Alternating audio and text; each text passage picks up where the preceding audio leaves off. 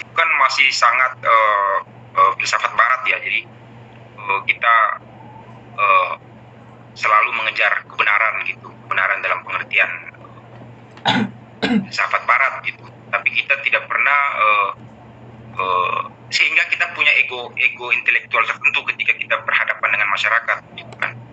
Ego intelektual itu saya kira terjadi karena tadi kita secara filsafat sangat positivistik ya. Jadi segala sesuatu yang benar adalah segala sesuatu yang bisa kita terminologikan menurut apa yang kita teori-teori yang kita pelajari. Dan itu kemudian membuat kita punya kelas sosial tertentu ya, dan akan sangat sulit kita melakukan bunuh diri kelas ya. Jadi menurut saya yang penting hari ini adalah bahwa jangan terlalu juga percaya dengan universitas ya. Jangan terlalu percaya dengan kampus ya. Karena kampus itu justru menurut saya menjadi pabrik bagi intelektual yang merusak lingkungan, ya, bagi intelektual yang koruptor, bagi intelektual yang menara gading gitu. Kampus menurut saya juga menjadi sumber masalah hari ini. Jadi ketika kita habis kuliah, kita jangan pede karena kita masyarakat kampus yang pulang hidup di masyarakat yang awam menurut kita, tapi justru kita harus menempatkan diri bahwa seluruh ilmu pengetahuan yang kita pelajari, pengembangannya dan riset-riset yang kemudian hari ini kita nikmati sebagai satu wacana ilmu pengetahuan hari ini, itu sebetulnya berakar dari apa yang sudah ada di masyarakat kita.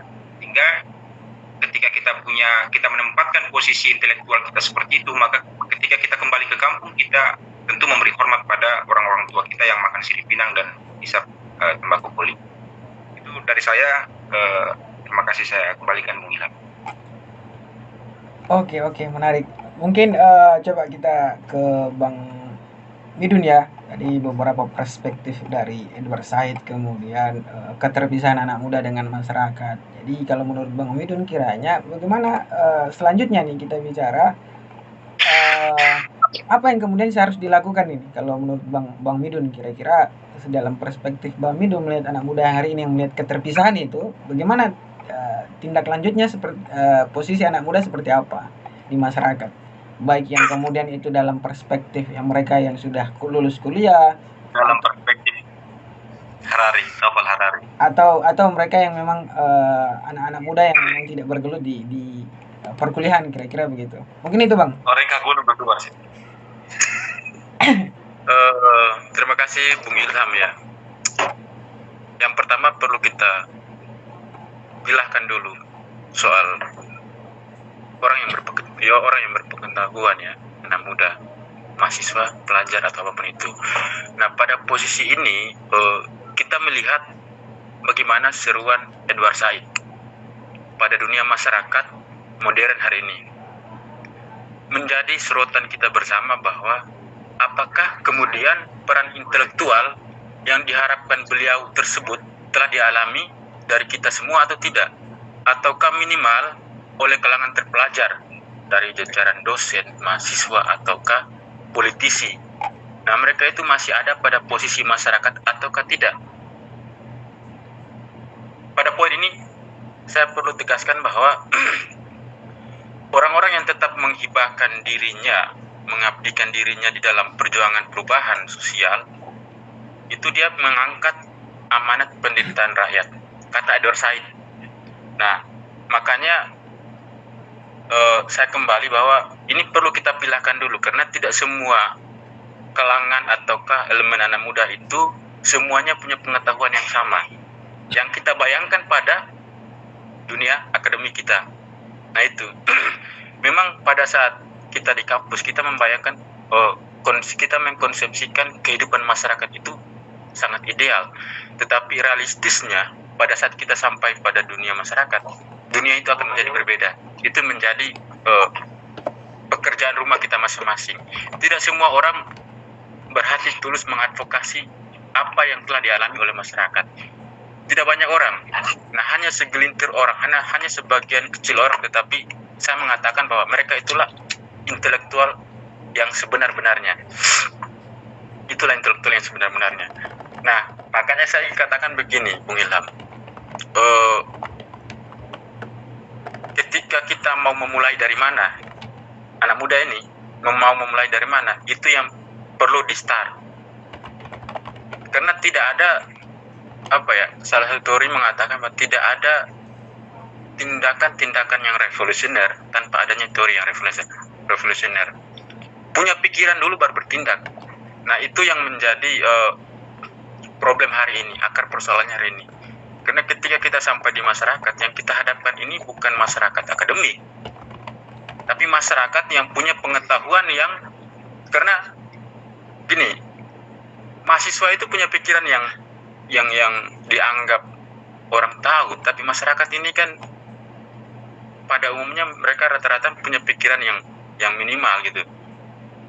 Bisa dikatakan pikiran yang awam, tetapi kan bagi mereka akan bersandar pada orang-orang yang punya pengetahuan seperti mahasiswa ataupun itu. Maka benar dikatakan oleh Bung Gafur tadi bahwa kita jarang sekali, bahkan tidak ada sama sekali kita mendiskusikan apa yang dialami oleh masyarakat. Misalkan hal yang sederhana, misalkan tadi disinggung soal tenun atau apapun itu. Nah, problem itu adalah problem ekonomi sebenarnya, yang jarang sekali mahasiswa itu menyentuh pada hal-hal seperti itu. Kita sering mendiskusikan teori-teori filsafat yang dianggap ini masyarakat ini tidak terlalu paham soal itu. Nah, mereka ingin bagaimana orang berpengetahuan untuk mendiskusikan kondisi mereka hari ini. Nah, saya pikir problem itu yang menjadi starting point kita, anak muda, untuk bergerak maju. Itu. Singkat dari saya begitu saja, Bung Ilham. Nanti kita bisa diskusi dan berikutnya apa isu yang paling mendasar yang harus kita diskusikan. Tentunya isu di desa. Ya, saya kembalikan Bung Ilham. Oke, sembari menunggu teman-teman yang lain untuk bertanya, pembicara terakhir, Bang Sengaji, kira-kira dalam diskursus literasi ini, bagaimana sudut pandang Bang Sengaji melihat budaya literasi yang kemudian berkembang di tempatnya Bang Sengaji, kemudian apa kemudian menjadi tantangan terberat kira-kira? Karena bagi saya budaya literasi adalah bagian terpenting, apalagi sudah mulai dijamak oleh anak-anak dini kan. Apalagi saya dulu mengetahui buku dan literasi itu ketika kuliah, dan itu bagi saya terlambat sekali. Bagi Bang Sengaji kira-kira seperti apa? Nanti sembari menunggu pertanyaan kawan-kawan lain untuk berdiskusi sama kawan-kawan pembicara. Mungkin itu Bang Sengaji. Oke, baik, terima kasih atas kesempatan yang kedua kalinya. Langsung saja terkait dengan budaya literasi yang ada di desa. Alhamdulillah, dan hari ini juga sudah banyak hadir literasi-literasi yang kemudian di desa-desa di 2 kecamatan ini hampir sebagian besar sudah budayakan soal literasi itu, dan alhamdulillah ini menjadi barometer kita bahwa apapun hal yang kita bicarakan mulai dari awal ini sampai pada detik ini juga, kalaupun tidak kita imbangi dengan budaya literasi juga, bagi saya itu menjadi hal yang sangat krusial dan memang perlu kita pikirkan bersama. Nah, hari ini saya sedikit mau menyampaikan soal kondisi realitas yang ada di kehidupan saya. Artinya bahwa yang disampaikan Bang Midun tadi perlu kita pilahkan soal aktivis yang ada di kampus yang kemudian kembali berafiliasi di desa. Nah, masyarakat yang ada di desa ini kan masyarakat awam. Artinya ketika mau melakukan sesuatu, paling tidak mereka pasti akan melakukan konsultasi kepada masyarakat ilmiah. Nah, tapi ini menjadi realita hari ini. Toh masyarakat yang kemudian kita anggap awam hari ini kok justru malah lebih aktif untuk menanggapi persoalan-persoalan yang ada di desa. Ini menjadi sebuah tantangan sebenarnya. Makanya harus kembali kepada diri kita masing-masing sebenarnya. Apakah kita terus apatis atau harus mulai bergerak dan melangkah maju? Karena pada prinsipnya saya melihat kondisi kita hari ini. Saya klaim kok banyak sekali aktivis media begitu. Banyak kritiknya di media, tapi ketika di forum-forum resmi kok tidak ada yang muncul. Ini saya cerita hari ini di Desa Kalikroel. Ini bicara soal realita, teman-teman. banyak tulisan-tulisan di media kita baca juga, kita punya mulut juga bisa bengkok. Sabar. Anggap aja itu ujian. Oh saya begitu, Kanda, mohon maaf ya. Tapi paling tidak ya ketika tulisan yang mau hampir satu skripsi itu, ya kalau bisa kita aktualisasikan dalam kehidupan kita. Paling tidak musyawarah-musyawarah yang ada di desa perlu kita ikuti biar kita tahu kondisi hari ini itu seperti apa. Nah kalau kita hanya main di media, terus siapa yang dengar? Nah, sebab saya punya harapan bahwa semoga kedepannya tidak ada lagi lah aktivis-aktivis media yang kemudian hanya bergelut di situ. Dan tidak terjun di masyarakat, tahu kondisi sosial kita hari ini seperti apa. Kritik saya pernah mengalami hal yang seperti itu. Ketika saya memberi kritik di media sosial memang tidak ada guna. Maka harus ada langkah strategis yang kemudian kita harus ambil. Kira-kira aspirasi-aspirasi masyarakat ini bisa tersampaikan atau tidak. Sehingga saya tidak mau tidak mau banyak berbicara soal ini, tetapi saya hanya berpesan kepada kita semua untuk masyarakat ilmiah bahwa harus bergerak dari sekarang. Artinya kita tidak harus banyak berteori, cukup kita ada di dunia kampus. Ketika kita hadir di tengah masyarakat, tugas kita bukan harus banyak berteori lagi, tapi bagaimana kita bisa mengimplementasikan teori-teori yang kita dapat di dunia kampus. Karena saya sudah bosan kalau bicara soal teori. Kalau di kampung saya memang kalau bicara soal teori, mungkin saya orang paling terakhir yang bicara soal teori itu. Banyak sekali senior-senior saya yang kemudian kalau soal bicara saja berarti tidak ada tandingannya begitu. Tapi implementasinya yang nihil sekali. Sehingga menjadi harapan saya, tugas kita sebagai anak muda sekarang adalah berbuat. Luar biasa. Dan hal itu. Sudah Kak Sengaji. Ya, jadi mungkin dari saya sih itu. Maafkan dah. Ya, Kak Ilham, saya coba menambahi sebelum Kak Ilham berbicara. Jadi memang terima kasih. Sudah di-recall kembali beberapa bacaan saya tentang Nietzsche. Nietzsche mengatakan begini, ada satu jenis ideologi, kalau semisal pendekatannya Gramsci, yang mengatakan yang namanya organik. Nah, menariknya, Nietzsche mengatakan ada satu jenis ideologi, namanya ideologi nihilistik. Nah, ideologi nihilistik itu terjadi pada perpisahan antara kaum intelektual dengan realitas sosial.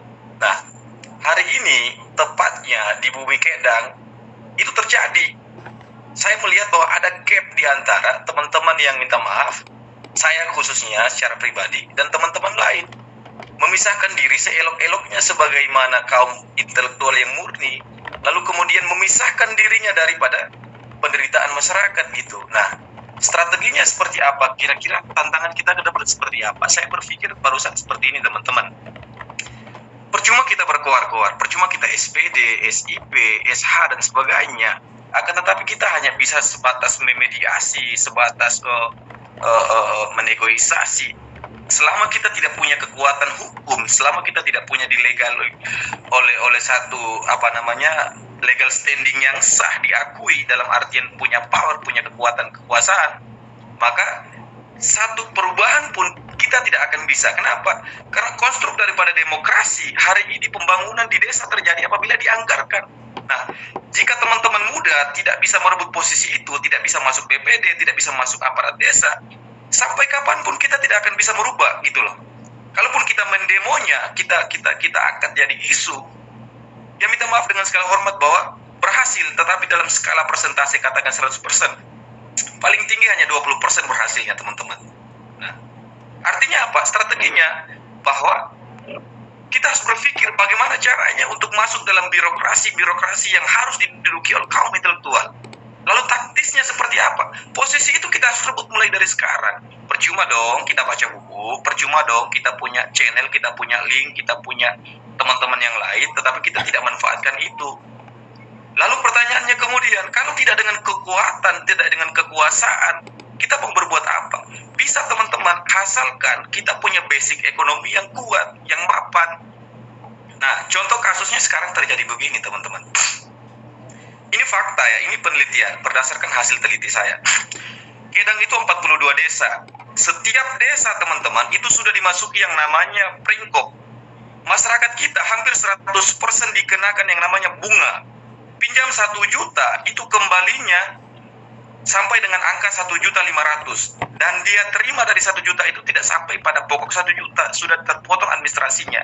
Artinya apa? Sangat kasihan sekali. Lagi-lagi masjid, anggaran saldonya itu dibuat terus tingkat, dibuat kasih tehel keramik. Nah, perhatian kita terhadap masyarakat ini sudah terkontaminasi dengan yang namanya dibilang masyarakat yang labelistik, masyarakat yang lebih mementingkan ikon daripada substansinya. Kita lebih mementingkan masjid itu berkeramik daripada kita mementingkan saldo itu dianggarkan untuk orang-orang yang jual ikan, semisal orang-orang yang lemah lah dalam skala ekonominya. Nah, terus kemudian teman-teman, saya melihat lagi seperti ini. Ada juga abang-abang kita, ada juga senior-senior kita yang sudah terjebak oleh satu sistem yang benar-benar mesra dengan kekuatan hukum, dengan kekuatan kekuasaan. Nah, akhirnya sudah terkontaminasi. Idealisme mereka itu sudah terkontaminasi, sudah sudah terkalkulasi. Jika saya melakukan SPPD 2 kali, saya berbuat ini. Jika saya melakukan SPPD 3 kali, angkanya seperti ini. Artinya apa? Ideologinya itu sudah terkontestasi dengan nominal begitu, sehingga kata Nietzsche lagi-lagi itulah yang dimaksud dengan nihilistik, ideologi kaum nihilistik, kaum yang selalu menempatkan dirinya suci, lalu kemudian ada kesalahan berpikirnya gitu. Nah, menarik teman-teman, kalau semisal saya barusan membaca lagi, ternyata maksud daripada Zoom meeting kita kali ini secara itu menarik. Tetapi sebelum saya melanjutkan, saya kayaknya kurang sependapat dengan Abdu dan Midun gitu. Nah, bagi saya bahwa teman-teman itu perlu perkuat lagi bacaan gitu kira-kira. Jangan menyalahkan teman-teman yang suka runyam dengan filsafat. Filsafat itu sebagai sketrium, sebagai satu induk pengetahuan. Dari sketrium itu, ibu filsafat itulah yang kita akan membahas segalanya teman-teman. Jadi minta maaf dengan segala hormat bahwa bukan filsafatnya yang salah, akan tetapi belum capai pada satu titik di mana filsafat itu diaktualkan menjadi nyata. Artinya kita butuh waktu, kita butuh proses, to be processed di life. Jadi hidup itu berproses teman-teman. Begitu. Nah, terus kemudian teman-teman, ketika kita kembali ke masyarakat, perlu satu adaptasi, perlu satu rehabilitasi mental kita. Yang tadi mental kita itu mental spontanitas, Bapak kirim uang kos dikirimin, Bapak, Emak, saya butuh uang ini dikirimin. Akan tetapi kita balik di kampung teman-teman, minta maaf, sebatang rokok saja itu kita sulit untuk mendapatkan. Artinya apa? Kita butuh keringat, kita butuh kerja. Nah, kalau di kampus kerja kita kerja otak, tetapi di kampung kerja kita kerja otot. Nah, inilah yang menarik untuk dikaji. Hari ini angka pengangguran di masyarakat, teman-teman minta maaf, kalau mahasiswa kita enak, tiap bulan pasti hanya kita laksanakan lapar dan sebagainya. Angka pengangguran di Kedah itu rata-rata itu kaum intelektual semua. Minta maaf teman-teman, kaum intelektual semua, angka pengangguran itu di atas ijazah SMA. Ini kan satu core problem, satu pertanyaan lah. Jadi benar bahwa Abdu mengatakan dusta tadi Pak bagian budaya literasi itu. Dia sudah tidak percaya akan eksistensi dunia kampus hari ini. Ternyata dunia kampus mencoba untuk mengkonstruk satu kebodohan yang kita mengaminkan itu gitu. Tiap bulan kita harus bayar uang kos, tiap per 6 bulan kita harus bayar uang semester. Lalu kemudian balik ke kampung kita menjadi tenaga KSO, kita menjadi honorer, kita menjadi antrian, tenaga antrian, giliran PPK dibuka kita antri, giliran Panwas dibuka kita antri, apa saja kita antri. Nah, ini yang menjadi persoalan kita. Itu saja kira-kira saya kembalikan. Mungkin lebih seksi lagi kalau semisal di dalam teori psikologi, jika dirangsang dengan S+R itu loh, jika dirangsang dengan pertanyaan-pertanyaan, mungkin bisa kita recall kembali lah bacaan-bacaan kita beberapa tahun yang lalu. Terima kasih. Izin bicara. Oke, mungkin sebelum Junior 08 tadi ada Bang Segi sudah ngangkat tangan, kita coba ini menghormati yang sudah ngangkat tangan duluan. Mungkin nanti yang mau menanya angkat tangan biar coba kita nanti backup di sini siapa yang selanjutnya. Oke. Mungkin Bang Segi yang tadi sudah ngangkat tangan mau merangsang apa yang seperti yang disampaikan oleh Bang Andri tadi. Monggo Bang Segi. Belum dibuka ininya Bang.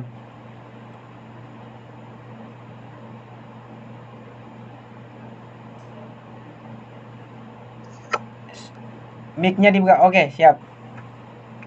Ya baik. Selamat malam bosku. Oke, malam Selamat Abang.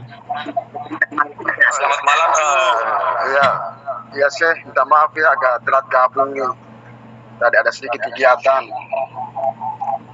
Gini loh, kalau saya ada beberapa pendapat yang memang saya mengiyakan dan ada juga berbeda juga dengan saya secara pribadi. Saya pertama mengenai pemikiran dari Bung Didi ya. Beliau tadi bilang bahwa dunia kampus itu sekarang tidak dengan kenyataan ya, tapi saya melihat bahwa dunia kampus itu membuat kita bagaimana berpikir. Nah, setelah pasca dari itu kita pulang dan mengabdi di kampung, kita harus dituntut untuk bagaimana yang pertama harus bekerja. Bekerja ini kan otomatis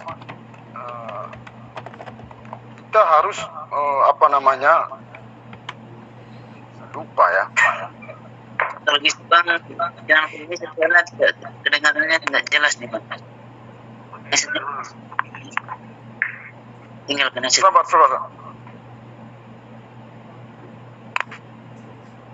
Oh, radarku semuanya.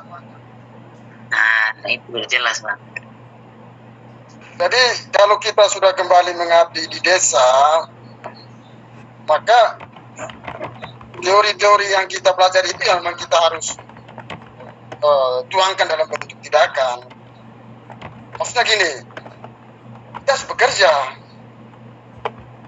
Bekerja ini kan ya kerja ya harus aktual gitu, yang real gitu. Itulah maksud saya loh.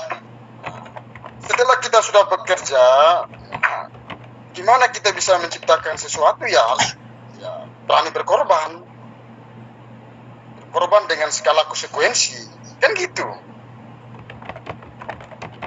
Kalau saya melihat sebenarnya gitu saja ya, kalau saya. Kalau teman-teman ingin menciptakan dunia sendiri buat diri elit ya gitu. Maksud saya itu yang pertama itu siap bekerja, berkorban dengan segala konsekuensi, selesai. Mungkin insya Allah akan tercipta semuanya apa yang kita cita-citakan. Tapi kalau masih mikir tidak mau bertindak ya gitu. Simpel aja kalau saya sebenarnya gitu.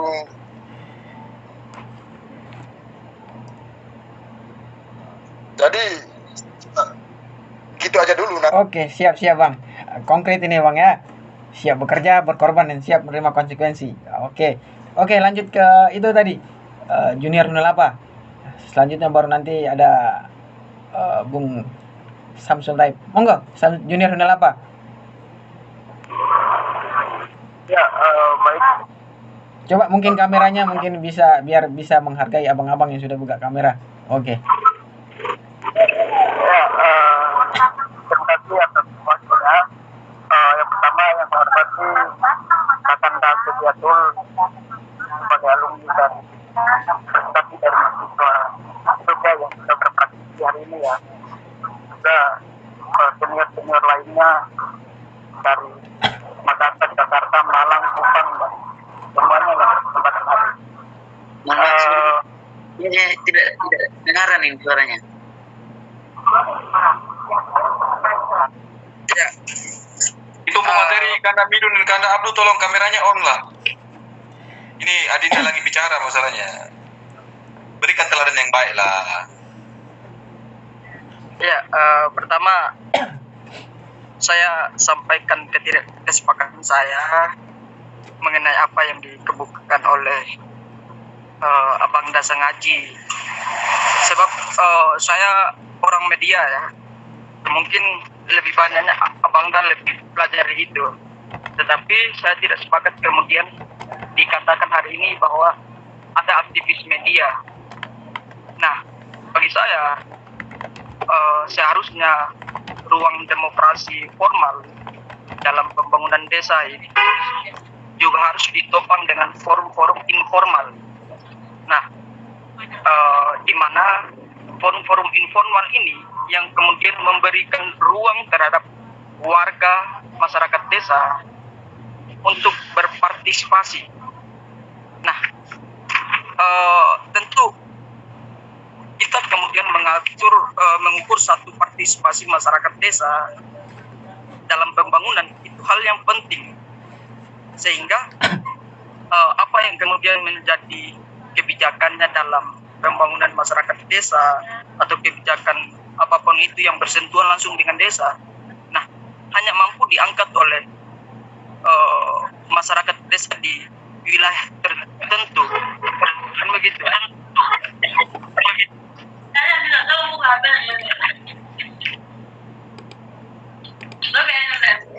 Halo, masih bisa mendengar ya? Oke. Sementing kira-kira sana be.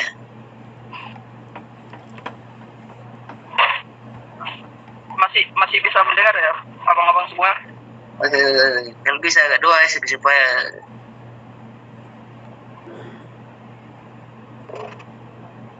ya, kalau begitu mungkin lanjutin dulu, nanti saya berpindah tempat dulu karena lagi di luar, nanti saya lanjutin abang-abang. Oke. Sip. Kalau begitu mungkin langsung next Bang Samsul Taib, akun Samsul Taib. Terima kasih, saya kembalikan. Oke, thank you.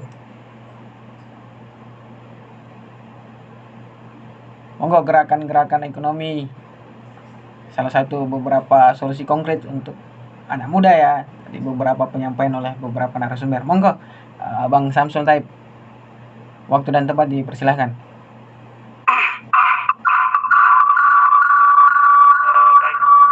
Terima kasih atas kesempatan yang diberikan. Pertama-tama saya memberi profesiat dulu. Kita jangan terlalu tegang lah. Saya lihat dari statement Bang Segi di awal tadi, buka diskusi kita ini, kita kelihatan tegang nih Pak Moderator ya. Jadi begini, yang pertama-tama saya selaku pribadi sangat Bentar dulu. Bentar dulu, Ini, Bang. mikrofonnya yang salah atau memang HP-nya yang error nih? Itu mungkin terlalu dekat dengan HP. Oh iya, siap. Mati dulu. Mohon izin. Sabar ya Pak Moderator, soalnya kita di sini ada 3 orang. Oke, baik. Mungkin sudah ya Pak Moderator ya? Ya, sudah. Ya, jadi begini, menurut saya pada prinsipnya kita semua yang hadir di pertemuan di Google Meet ini, saya pikir kita punya satu tujuan yang sama, yaitu bicara soal keberpihakan. Sekalipun tujuannya cara kita dalam menuju keberpihakan itu ya mungkin ada sedikit perbedaan masing-masingnya, saya pikir itu juga perlu ditoleransi. Itu yang pertama. Yang kedua, saya lihat moderator dan pemateri kali ini kok hebat-hebat semua, karena rata-rata ini pemateri yang sudah dipakai oleh Kementerian Kominfo semua ini, rata-rata yang sudah tersertifikasi secara nasional ini. Jadi ini sangat-sangat memberi kita banyak informasi. Terima kasih. Yang sifatnya literasi. Jadi ini bagian dari kontribusi kita sebagai anak-anak muda dalam rangka untuk Sekarang sudah dipakai oleh Kementerian Tenaga Kerjaan. Dan mengkonsolidasikan kita punya pemikiran-pemikiran yang mungkin sejauh ini berserakan, yang tidak terorganisir dengan baik. Saya mengambil satu kalimat sederhana dari Ali bin Abi Thalib, bahwa segala kebaikan yang tidak terorganisir itu akan mampu dikalahkan oleh kejahatan-kejahatan yang terorganisir. Nah, bagi saya sederhana saja, kita bicara panjang lebar terkait dengan anak muda. Mungkin dari tadi kita masih terjebak pada soal labelitas dan identitas. Nah, karena tadi banyak ini pemateri bicara soal labelitas dan identitas anak muda. Bagi saya, labelitas dan identitas itu kita pakai hanya berurusan dalam konteks komunal. Jadi tidak boleh kemudian labelitas dan identitas itu mendikte pribadi kita. Artinya begini, ketika kita di kampus, kita mahasiswa, labelitas mahasiswa itu kita pakai untuk apa? Untuk berkomunal di kampus. Bagaimana kita berinteraksi dengan dosen, berinteraksi dengan orang-orang akademis atau orang-orang yang ada di kampus. Dan ketika kita pulang ke rumah, ya kita menjadi seorang anak, menjadi seorang bapak, atau menjadi seorang adik. Dan labelitas dan identitas itu kan tujuannya hanya itu. Masalahnya begini, banyak di antara kita yang ketika pulang kampung itu masih terdikte atau terjebak dengan labelitas dan identitas. Akhirnya apa? Kita tidak punya totalitas di dalam mengekspresikan intelektual ataupun dalam mengekspresikan pemikiran-pemikiran yang sudah kita upayakan di ruang-ruang akademis yang sifatnya sangat-sangat ilmiah. Karena itu satu hal menurut saya yang perlu kita perbaiki, dalam artian bahwa labelitas dan identitas tidak boleh kemudian dia mendikte bagaimana kehidupan kita sehari-hari. Itu yang pertama. Sehingga kita bebas, mau di kampung kek, mau di mana kek, mau di jalan kek. Bagi saya, ya kita bebas untuk mengekspresikan tujuan dan keberpihakan kita. Itu yang pertama ya. Mungkin yang kedua. Itu yang kedua mungkin. Yang saya lihat dari tadi hasil diskusi saya sedikit berkesimpulan bahwa memang betul apa yang disampaikan oleh teman-teman, bahwa ada semacam disorientasi, dalam artian bahwa setiap nilai-nilai yang kita perjuangkan di lingkungan akademis, katakan di lingkungan kampus, lingkungan mahasiswa, itu sangat terbatas ketika kita mengalami kehidupan praktis yang ada di masyarakat. Karena basis kehidupan masyarakat yang ada di wilayah, khususnya kita yang berada di kampung atau di desa, itu rata-rata tidak berbasis pada literatur akademis, tapi berbasis pada intelektual yang sifatnya literatur yang bersifat lokal. Jadi itu pengetahuan lokal yang kemudian hidup di sana. Jadi tanggung jawab kita sebagai akademis, bagaimana atau kelompok-kelompok mahasiswa yang intelektual, untuk bagaimana kita bisa menyambung kelompok-kelompok masyarakat yang tidak terdidik ini atau tidak terorganisir pemikirannya secara baik ini, agar bisa bersama-sama kita merangkul atau berkolaborasi. Ya saya pikir ini banyak lah kalau kita bicara soal pergerakan. Mungkin apa yang disinggung oleh Pak Sengaji tadi, saya sepakat dengan adik junior Ipul itu. Karena begini, kita juga merasakan betul, dan saya juga orang media ya.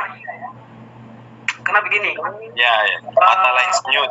Sebutin dong nama medianya apa, biar jelas. Oh jelas, Mataline News toh bos.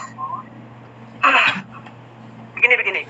Bagi saya hari ini, kalau teman-teman pernah berada di dunia pergerakan, pasti kita kenal gerakan advokasi yang sifatnya litigasi dan non litigasi. Nah, mungkin media itu bagian dari gerakan yang sifatnya non litigasi, yang itu punya power, punya pengaruh besar terhadap bagaimana merubah satu kebijakan, paling tidak bisa merubah pola pikir. Bagi saya media itu memberi edukasi. Dan rata-rata hari ini kita tahu bahwa masyarakat di desa maupun di kota itu mereka melek terhadap media, khususnya sosial media yang hari ini sangat familiar seperti Facebook dan lain-lain. Nah, kita bisa memanfaatkan salah satu media itu untuk bagaimana mendistribusikan pemikiran-pemikiran kita. Tergantung konten apa yang mau kita sajikan, selama tidak melanggar norma dan nilai-nilai. Mungkin itu. Yang ketiga, saya lihat banyak teman-teman yang ketika pulang di kampung atau pulang ke daerah, itu mereka kayak pesimis dalam artian sulit kemudian mendapat satu formulasi untuk bertahan atau beradaptasi dengan lingkungan yang ada. Karena mungkin 4 tahun hidup di dunia kampus dengan fasilitas yang serba mudah, kemudian pulang ke kampung dengan fasilitas yang seadanya, ini juga salah satu masalah, salah satu kegalauan lingkungan teman-teman muda. Tapi saya lihat yang paling pokoknya tadi, bahwa banyak di antara kita yang masih terjebak dengan legalitas dan identitas. Artinya apa? Ketika kita pulang kampung, kita belum mengambil posisi ataupun mengambil ruang. Bukan seperti tadi. Rata-rata yang pengangguran itu anak yang sarjana 1 atau S2 yang mungkin nganggur di kampus. Sementara yang SMA ke bawah rata-rata mereka sudah punya pekerjaan. Karena tadi kita terjebak dengan legalitas dan kita tidak mau kok kerja kotor-kotoran jadi kuli bangunan. Padahal itu pekerjaan yang mulia selama tidak melanggar norma dan tidak mengambil hak-hak orang lain. Jadi itu perlu digarisbawahi. Bagi saya, pekerjaan itu sebuah profesi, tapi pendidikan itu sebuah prestasi. Kita tidak bisa kemudian menggabungkan dua hal ini. Jadi jangan sampai kemudian kita terjebak dengan legalitas dan identitas yang kita punya. Nah ini juga mungkin bagian dari motivasi buat kita semua. Buktinya saya secara pribadi ya pulang jadi tukang cukur rambut. Mungkin dulu di kampus ya mungkin pernah jadi sekretaris cabang atau pernah jadi pengurus korkom. Ini contoh bos, Bang Didi. Bilangin dong, contoh gitu. Jadi saya pikir ini loh, kita perlu meninggalkan legalitas dan identitas yang kita pakai di mahasiswa di kampus. Supaya kita bisa menerima kehidupan kita dengan baik. Jangan terjebak dengan hal-hal yang sifatnya legalitas dan identitas. Kemudian energi-energi perubahan. Energi-energi perubahan yang hari ini di kalangan anak-anak muda ini saya pikir mengalami kayak semacam disorientasi juga. Jadi perubahan yang cita-citakan oleh mahasiswa yang biasa kita gaungkan di kampus itu kan lebih berorientasi kepada keberpihakan yang sifatnya kolektif. Tapi ketika kita pulang kampung, rata-rata keberpihakan kita justru pada wilayah-wilayah individual. Ini yang bagi saya mengalami semacam disorientasi. Jadi orientasi keberpihakan kita itu mengalami disorientasi. Dan mungkin ini yang paling penting bagi saya. Banyak teman-teman yang kebingungan ketika pulang ke kampung itu karena yang pertama, salah satu faktornya adalah asas disiplin akademis kita. Katakan kita di kampus itu ada tridharma perguruan tinggi, pendidikan, penelitian, pengabdian. Nah, kita jarang melakukan semacam penelitian kasus atau masalah yang kita hadapi di masyarakat. Justru kita banyak kok terjebak dengan urusan-urusan yang sifatnya subjektivitas. Jadi kita terjebak dengan isu-isu atau masalah-masalah yang berkaitan dengan like and dislike gitu. Bang Didi ya, kalau salah mungkin dikoreksi dulu kata-katanya. Siap. Jadi mungkin itu kita tidak kemudian menggunakan pendekatan-pendekatan yang berbasis akademis yang ilmiah, sehingga tindakan-tindakan yang kita ambil juga lebih banyak berorientasi pada hal-hal yang sifatnya subjektif. Mungkin dalam urusan politik, ekonomi, budaya dan lain-lain. Saya pikir ini juga bagian dari masalah. Oleh karena itu mungkin asas-asas disiplin ilmu pengetahuan akademis itu juga harus kita pakai ketika kita kembali ke daerah atau mungkin kembali beradaptasi dengan lingkungan masyarakat. Karena bagi saya pendekatan-pendekatan seperti ini perlu. Mungkin bagi saya di setiap kita yang pernah berada di gerakan ataupun berada di dalam sebuah himpunan atau ikatan itu kita pernah dididik itu. Bagaimana mengkaji. Mungkin Pak Moderator lebih paham lah terkait dengan analisa kaitnya keberpihakan itu, al-ma'unnya dan lain-lain itu. Dan mungkin bagi saya paling tidak hasil dari diskusi kita malam ini paling tidak ada semacam warisan atau semacam ensiklopedia untuk adik-adik ataupun teman-teman kita yang hari ini menuju ke dunia mereka yang akan datang. Jadi kita bicara mungkin lebih banyak bicara soal tantangan dan peluang. Hari ini saja kita mengalami sebuah dilematis yang sangat serius, apalagi di masa-masa mereka yang akan datang. Dan mungkin saya pikir sebagai senior, sebagai abang-abang yang mungkin sudah pernah hidup di dunia masyarakat yang praktis, mungkin lebih banyak memberi solusi-solusi yang sifatnya konkret.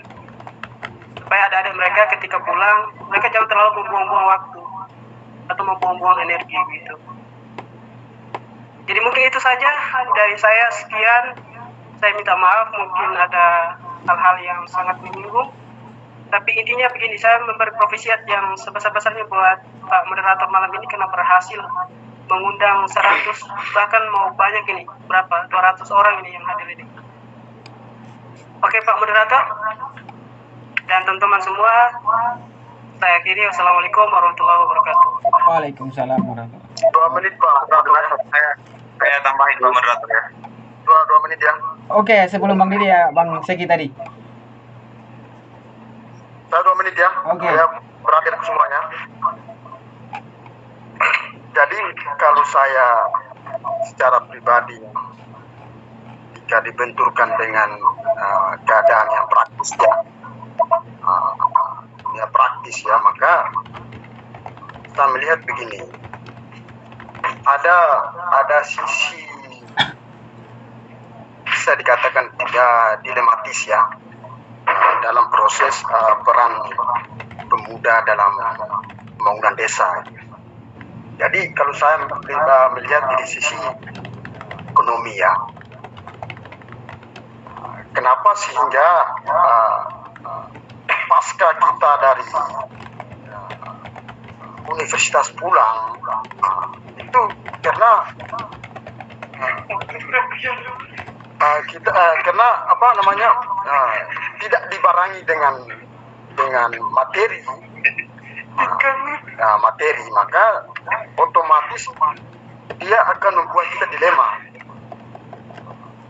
dalam mengambil satu sikap ketika kita melihat ada ketimpangan. Ketika saya dibenturkan dia dunia pragmatis. Nah, ini menjadi PR buat kita semua. Jadi kenapa sehingga pasca dari universitas dia pasif contohnya, tidak mau bergabung. Banyak faktor. Kalau saya melihat dari sisi itu, brotherku semuanya, bisa ditambahkan yang lain. Oke, Pak Moderator. Oke. Saya boleh berbicara, Pak Moderator? Oke. Mungkin ada lain dulu, mungkin siapa tahu ada suara baru mungkin ya Bang ya. Siapa tahu ada suara baru. Ini yang saya rindukan, suaranya Adil Ali. Oh ya, mungkin. Monggo. Ada adik so yang lain masih ada. Ali, Dako, Samsul, Bang Segi, coba kalian diskusi dulu, baru satu orang saja yang sampaikan. Oke. Karena terlalu ribut Pak Moderator. Ini komunitas yang di sini di videonya Ali dibubarkan dulu, dimatikan dulu. Oke, ya ada suara baru nih, Bang Nurham Al-Afghani. Atau siapa ini orang? Bisa on kan kamera biar yang lain juga bisa melihat. Monggo Bang Afgan. Oh, cuman kamera itu, Roy. Oke, kalau begitu Pak Moderator supaya tidak menyia-nyiakan waktu. Siap Bang Didi. Bisa saya tambahkan beberapa. Boleh? Ya, siap. Oke, thanks untuk semuanya, Vol. Begini teman-teman, kalau semisal background kita pernah menjadi aktivis, tentunya kita ingat dong satu materi yang diajarkan semisal teman-teman di IMM pasti ada namanya PMO. Itu saya masih ingat betul, pelatihan manajemen organisasi. Nah, di sana teman-teman kita diajarkan tentang SWOT, strength, weakness, opportunity, and threats. Nah, ilmu itu sangat berguna teman-teman. Ilmu itu menjadi pisau kita, ilmu itu menjadi senjata amunisi kita. Kita akan membombardir, ya begitu kira-kira ya. Saya kayak Mahfud MD yang menyengsarakan juga susah. Jadi strength, weakness, opportunity, dan threat ini teman-teman, itu sejatinya dia seperti pisau. Bisa digunakan untuk menikam orang, bisa digunakan untuk memotong sayur, bisa digunakan untuk apapun bisa pisau itu. Tergantung siapa yang menggunakan. Nah, ada satu pepatah dalam guru saya mengatakan seperti ini. Buku yang terlalu tinggi dibaca oleh orang-orang yang minim IQ-nya itu akan gila, tidak akan sampai pada substansi daripada penulisnya. Akan tetapi buku yang standar, buku yang sederhana dibaca oleh IQ yang begitu tinggi, maka seseorang pembaca itu akan mencapai pada kebijaksanaan, dystopia. Nah, yang menjadi pertanyaannya, kita sudah berapa ratus baca buku, lalu kemudian bukan berapa ratus baca bukunya, kita sudah mampu atau tidak menangkap esensi yang disampaikan oleh penulisnya. Itu yang pertama, sehingga keterputusan referensi itu tidak terjadi pada kita. Nah, hari ini memang tidak ada kesalahan. Yang salah itu adalah ketika kita tidak mau menerima perbedaan-perbedaan itu. Nah, kembali lagi menyangkut dengan apa yang disampaikan oleh teman-teman tadi, itu tidak ada salah. Tetapi sebelum saya serius, saya mau intermezzo seperti ini. Sebenarnya di desa itu tidak ada persoalan, teman-teman. Tetapi saya melihat begini, ada satu faktor yang membuat menjadi persoalan. Karena terlalu banyak orang jomblo, karena tidak ada kesibukannya. Sehingga apa yang tidak bisa disoalkan, itu dipersoalkan. Itu pekerjaannya orang-orang jomblo, minta maaf. Nah, kita kembali. Sehingga kata Pak Samsul tadi jangan tegang. Jadi saya mencoba untuk melemaskan teman-teman. Kenapa? Karena diskus tanpa intermezzo itu akan kaku. Jadi intelektual yang dibilang intelektual yang apa ya auto ya. Cepat tua nantinya. Begini. Sebenarnya desa itu kecil. Desa itu cakupannya apa sih di desa itu? Yang kita persoalkan sebenarnya tidak ada. Pembangunan desa jelas tertuang di APBD jelas. Tinggal saja BPD, tinggal saja kaum intelektual, stakeholder yang lain ini mengawalnya dengan baik. Itu saja. Tetapi kita melihat semisal tadi yang disampaikan Pak Sengaji di Kaligrue itu banyak sekali persoalan-persoalan yang muncul. Nah, ada satu sisi kalau semisal saya ingat beberapa tahun yang lalu saya diajarkan seperti ini. Dalam satu struktur sistem yang resmi tidak ada satu persoalan yang benar-benar alami. Semua persoalan itu didesain. Artinya kasus itu tidak muncul secara alamiah, tetapi dikonstruk dan dirawat. Nah, di sini teman-teman, kita sebagai alumni, kita sebagai mahasiswa, kita harus menyiapkan SWOT tadi, strength, weakness, opportunity, dan threat. Sehingga kita tidak menjadi bola liar, kita tidak menjadi bulan-bulanan. Kita tahu dong, kita harus punya pisau analisis. Oh, ternyata kasus ini dioper dari Samsul, semisal, oh ditoser sama Pak Rijal, oh diselesaikan sama Pak Segia, semisal ya, contoh. Nah, gitu. Itu saja sih, saya kembalikan dulu. Jadi tidak ada yang harus diseriuskan. Oke, saya sudah menemukan kiranya poin-poin yang kemudian menjadi titik temu apa yang menjadi pembahasan malam hari ini dan apa yang selanjutnya akan dibahas kira-kira begitu. Mungkin ada suara baru nih, oke, Bung Helmi Aziz. Waktu dan tempat dipersilahkan nih.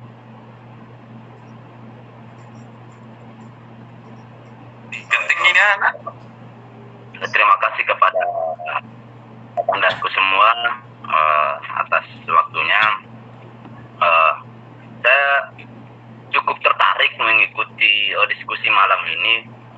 Terima kasih kepada Pak Moderator yang sudah meluangkan waktu dan memberikan kesempatan kepada saya.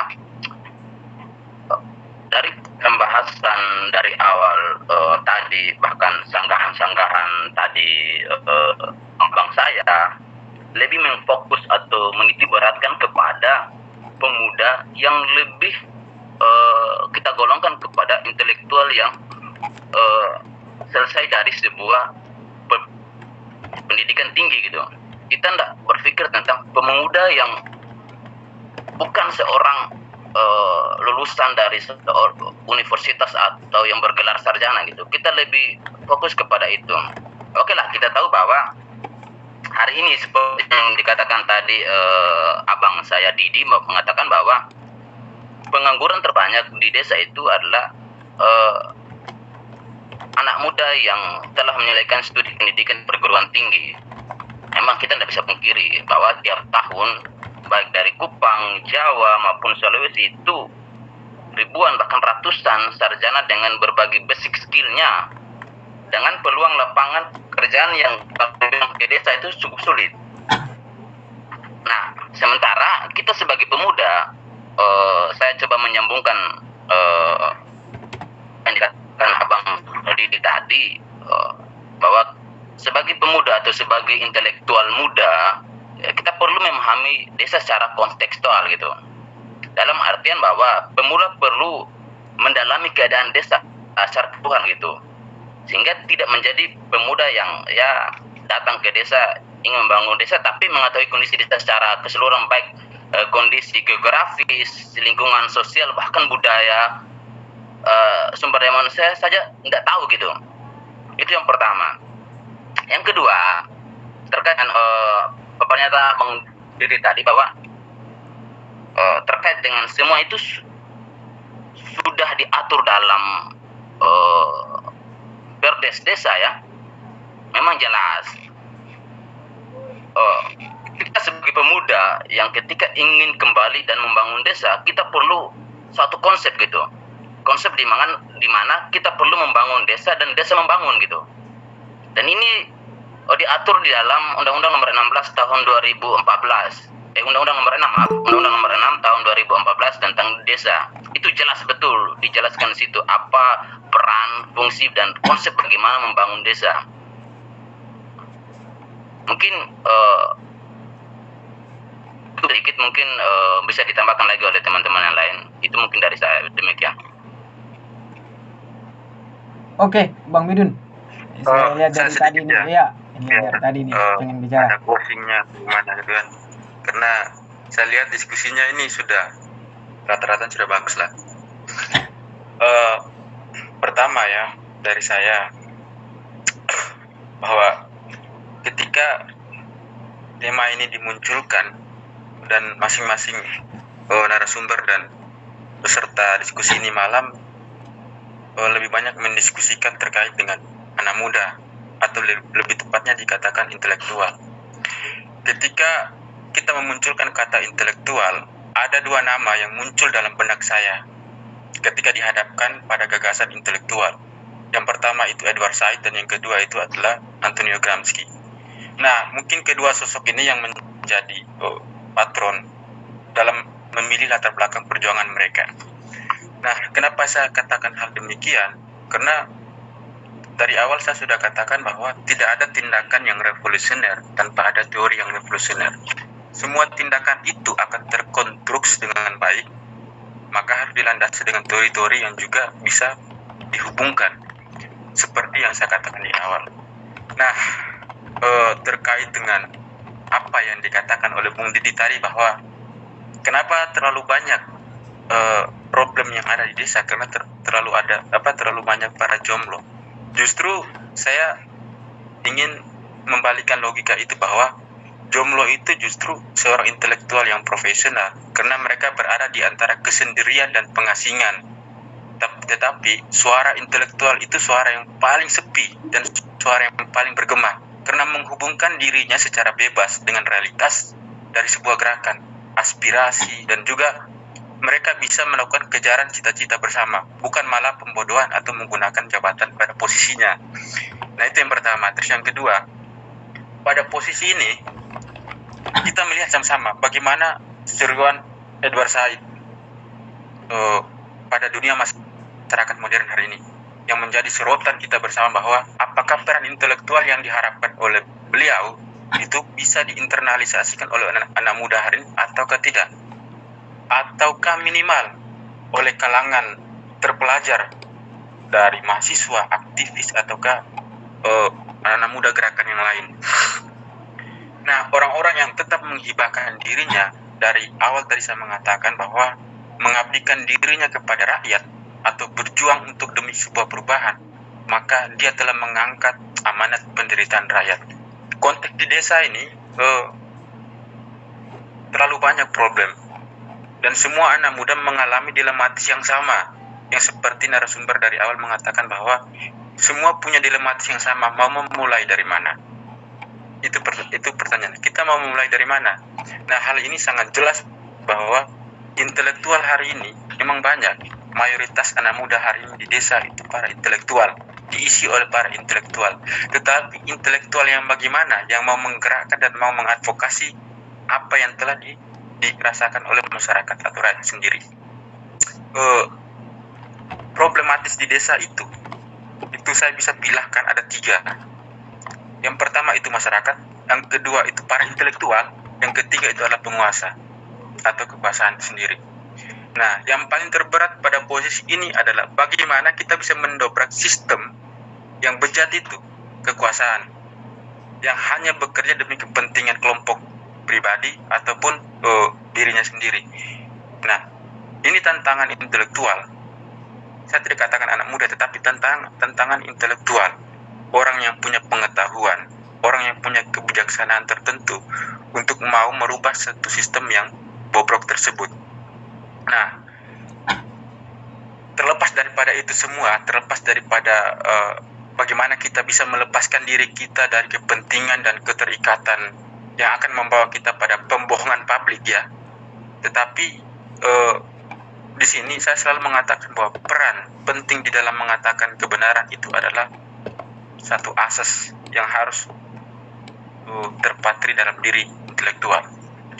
Karena begini, Pak Moderator ya, untuk menghubungkan kepala ini di masyarakat itu sangat sulit. Dan saya benar-benar menghadapi realitas itu. Nah, kenapa saya mengatakan demikian? Karena dari awal saya sudah mengatakan bahwa ada 3 pilar yang menjadi tantangan bagi para intelektual: masyarakat, kekuasaan, dan sistem yang bobrok. Nah, sistem yang bobrok ini kita mau tidak mau mendobrak dan mau merubah itu. Justru perubahan itu muncul daripada kelompok-kelompok kecil. Nah, kelompok-kelompok kecil inilah yang saya katakan mereka itulah orang-orang yang punya pengetahuan. Pengetahuan yang seperti apa? Pengetahuan yang ingin merubah sesuatu dari hal yang terkecil. Dan semua kebingungan yang hari ini dihadapi oleh anak muda itu adalah persoalan dilematis. Mereka mau memulainya dari mana? Merubah tatanan dunia itu tidak semudah yang kita bayangkan. Merubah tatanan masyarakat itu tidak semudah membalikkan telapak tangan. Tapi di situ kita harus menghubungkan seluruh persoalan yang dihadapi oleh rakyat. Setiap hari kita berdiskusi tentang filsafat. Nah, ini yang perlu saya tegaskan di dunia kampus. Setiap hari kita berbicara atau mendiskusikan terkait dengan persoalan bagaimana ekonomi dunia. Tetapi jarang sekali saya melihat bahwa ada kelompok-kelompok kecil, sebut saja mereka itu adalah orang-orang yang punya pengetahuan intelektual, mereka mendiskusikan persoalan yang dihadapi oleh masyarakat desa. Adakah kelompok-kelompok kecil itu yang berdiskusi tentang bagaimana persoalan yang dihadapi oleh masyarakat di desa? Saya pikir ini jarang. Nah, ini yang perlu kita benahi mulai dini, bahwa perubahan itu harus dimulai dengan hal seperti itu. Harus dimulai dengan hal-hal sederhana. Karena masyarakat itu merasa dirinya paling sangat lemah, baik secara pikiran maupun tindakan. Mereka mau bersandar di siapa kalau bukan di orang-orang yang punya pikiran yang luas gitu. Misalkan sekarang tadi disinggung bahwa ada persoalan yang harus diadvokasi secara litigasi. Misalkan kemarin isu-isu yang diangkat dan diadvokasi oleh kawan-kawan sebagian orang, misalkan Front Mata Merah mengadvokasi kasus Awololong. Nah, itu saya cukup mengapresiasi dan sangat mengapresiasi bagaimana semangat kawan-kawan untuk merubah kondisi itu. Memang perjuangan untuk merubah kondisi yang dikatakan oleh Bung Didi tadi bahwa itu tidak 100% iya, tetapi perlu juga kita bagaimana melakukan advokasi non litigasi supaya ruang demokrasi itu bisa terbuka, semua masyarakat bisa terlibat dan ikut mengambil bagian di dalam isu-isu tersebut. Terakhir dari saya bahwa singkat saja, saya menyebutnya bahwa orang-orang yang berpengetahuan itu kemudian memiliki pengaruh penting di dalam masyarakat. Sampai kapanpun dunia akan selalu dibiarkan dalam kezaliman dan ketidakadilan. Disitulah posisi anak muda. Terima kasih. Saya kembalikan Pak Moderator. Oke, menarik sekali ya. Kalau di wilayah Indonesia Tengah itu sekarang sudah menempatkan pukul 22 ya. Kalau di sini masih 21 kira-kira begitu. Jadi mungkin saya sudah menemukan titik temu dan kiranya berharap ada diskusi lanjutan bagaimana tadi beberapa asumsi pertanyaan yang seharusnya untuk dijawab di kesempatan berikutnya oleh beberapa narasumber yang kiranya pas di wilayahnya. Misal apa yang dialami oleh masyarakat desa, mungkin aparat desa bisa berbicara. nanti coba kita insya Allah di kesempatan berikut menghadirkan beberapa tokoh yang kemudian berbicara tentang desa dengan porsi yang dialami kira-kira begitu. Mungkin sebelum diakhiri nih abang-abang semuanya, mungkin closing statement jatuhnya nih, atau mungkin sebelum diakhiri ada lagi kiranya. Closing statement. Oke, mungkin closing statement dari Bang Sengaji, karena tadi di akhir kita di closingnya di awal. Mungkin Bang Sengaji closing statementnya. Kebaikan, terima kasih. Ini saya hanya berpesan kepada kita semua ya, untuk seperti apa yang disampaikan Bang Didi tadi, bahwa untuk merubah sebuah sistem itu harus butuh kekuatan. Nah, paling tidak juga kita juga harus membangun sebuah kekuatan besar, dan sebagai generasi muda kita harus masuk dalam sistem. Dan ini memang harus, karena untuk merubah sebuah sistem yang kuat maka harus dibutuhkan sebuah amunisi yang besar juga. Seperti disampaikan Bang Samsul tadi, bahwa kejahatan yang terorganisir akan mengalahkan kebenaran yang tidak terorganisir. Ini menjadi poin penting. Nah, saya lebih sepakat kalau hari ini setelah selesai Zoom meeting ini kita bangun sebuah kekuatan untuk dari semua kalangan muda, baik dari Jakarta sampai di Kupang, sehingga ada isu-isu tren yang kemudian muncul di desa itu menjadi tugas dan tanggung jawab kita sebagai generasi muda. Dari mungkin saya seperti itu,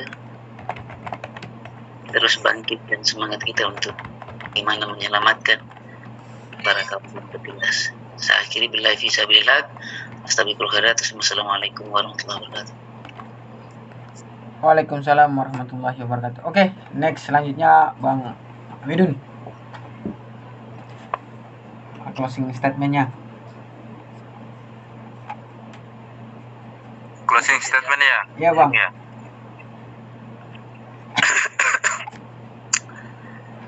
Singkat dari saya bahwa malam ini saya ingin menegaskan kembali bahwa Bung Andri Fikri itu sangat marsian. Dia berfilsafat tetapi pikirannya sangat membumi. Itu yang poin pertama. Dan yang poin kedua adalah dia telah mengaktifkan kembali pikirannya pada anak-anak muda. Itu saya sangat mengapresiasi sekali. Saya butuh sosok seorang seperti itu, anak-anak muda seperti itu. Singkat kata, saya menyebutkan anak muda itu orang yang punya pengetahuan, yang kemudian memiliki pengaruh penting di dalam kehidupan masyarakat, dan sebagai orang sampai penderitaan kaum mustadafin itu diangkat dari bumi, baru disitulah titik akhir daripada perjuangan anak muda. Terima kasih. Oke, terima kasih Bang Widun. Oke Bang Gafur, untuk closing statementnya. Kamu iyo? Iya Bang, closing statementnya. Oh, tenang berita.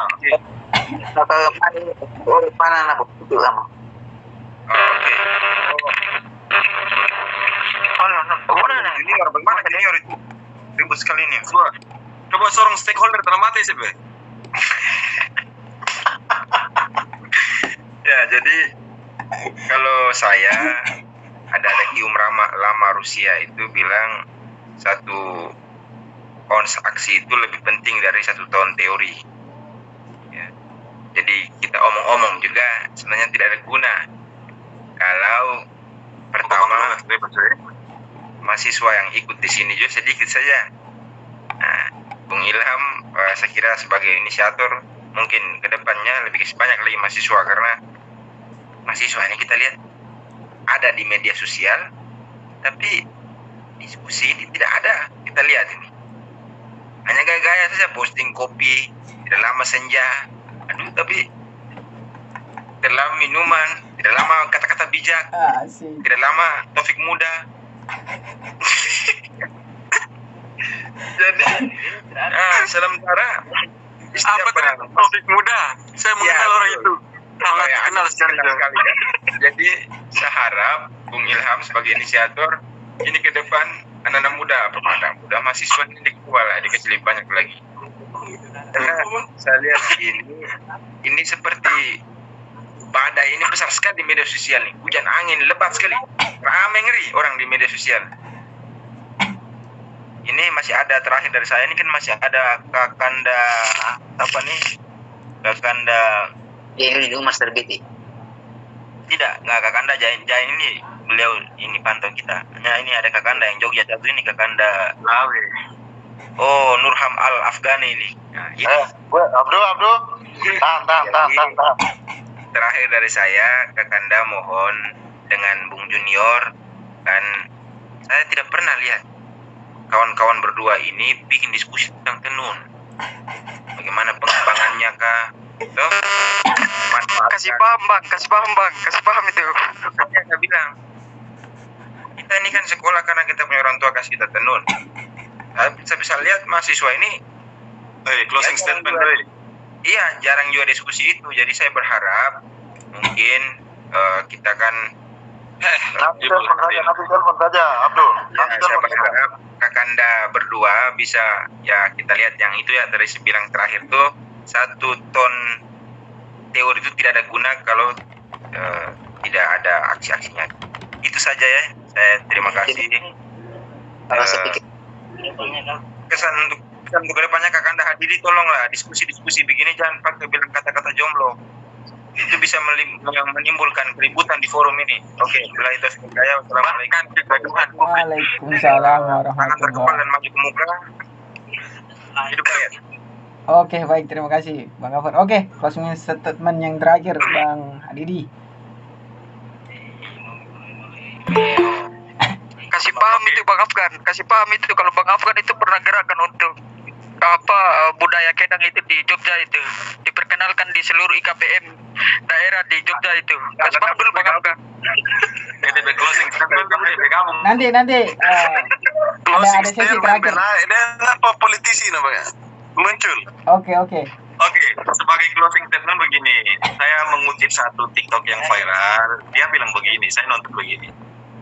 Pulang dari Kupang, mama suruh dia bilang, bentar ma, breakdown daripada itu, teman-teman, turunannya adalah jangan sampai kita menjadi orang Jawa di negeri timur, itu saja.